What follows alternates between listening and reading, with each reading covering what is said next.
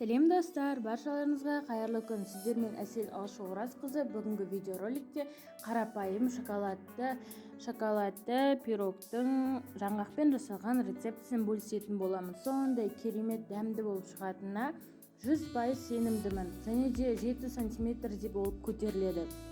Міндетті түрде жасап көріңіздер, сіздерге 100% ұнайды деген ойдамын. Рецепттің мөлшерінің барлығы описаниеде тұр. Солардан қарап, рецепттің мөлшерін өлшеп алсаңыздар болады. Ең алдымен сүтімізге какаомызды, қантымыздың жарты бөлігін қосып, жақсылап араластырып аламыз, бір келкі болғанша. Содан соң қоямыз оны бір жерге, жылы температурасын ұстап тұратындай бір жерге қоя тұру керек. Содан соң барып, сүттің температурасы маңызды, жып-жылы температурада болу керек. Содан соң 3 жұмыртқамызды аламыз да қантпен араластырамыз, жақсылап әппақ болып көпіргенше.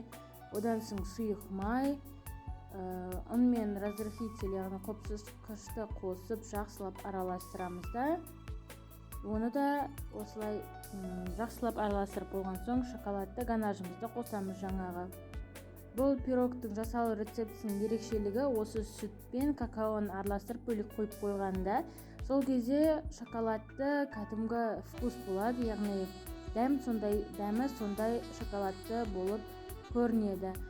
Ал содан соң жұмыртқа мен қантты араластырған кезде барлық ингредиенттер тоңазытқыштан 10-15 минут алдын шыққан болу керек. Салқын кезде жасасаңыздар жұмыртқа көтерілмейді, ал егер де жылы кезінде жасасаңыздар, онда оны қантпен араластырғанда осындай үп-үлпек әдемі болып көрінеді. Содан соң мына жаңағы шоколадты ганажымызды қосып аламыз да, жақсылап бір келкі болғанша араластырамыз. Миксердің орташа температурасын жоғарғы температураға дейін араластыра береміз.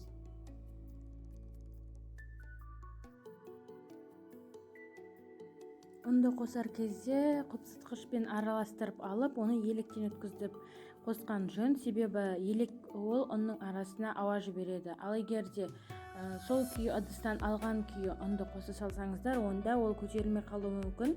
Сол себептен де електен өткізіп барып қосыңыздар. Және де достар, ескеретін бір жайт, менің осы инста парақшама тіркелуді ұмытпаңыздар.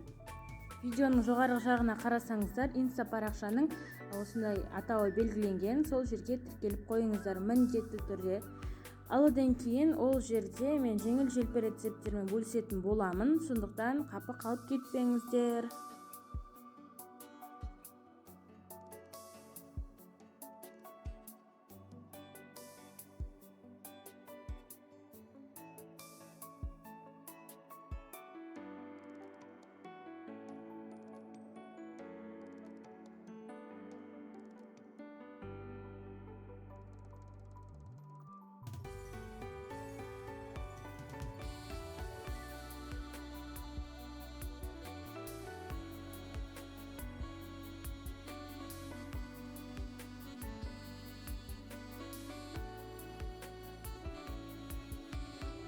Ал ендігі кезек жаңғақ қосуға келдік. Ол кезде бізде соленый орех немесе греческий орехтерді қоссаңыздар болады. Өздеріңіздің жақсы көретін жаңғақтарыңызды қоссаңыздар болады. Консистенциясы осындай. Енді 22 см формаға салып, жақсылап 180 градуста 40-45 минут бойы пісіретін боламыз.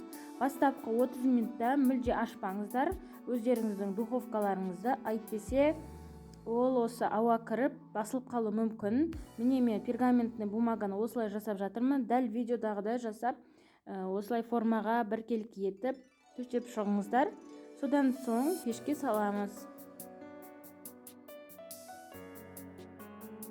Қарап тұрсаңыздар, біздің 40-45 минутта піскен бәлішіміз дайын болды.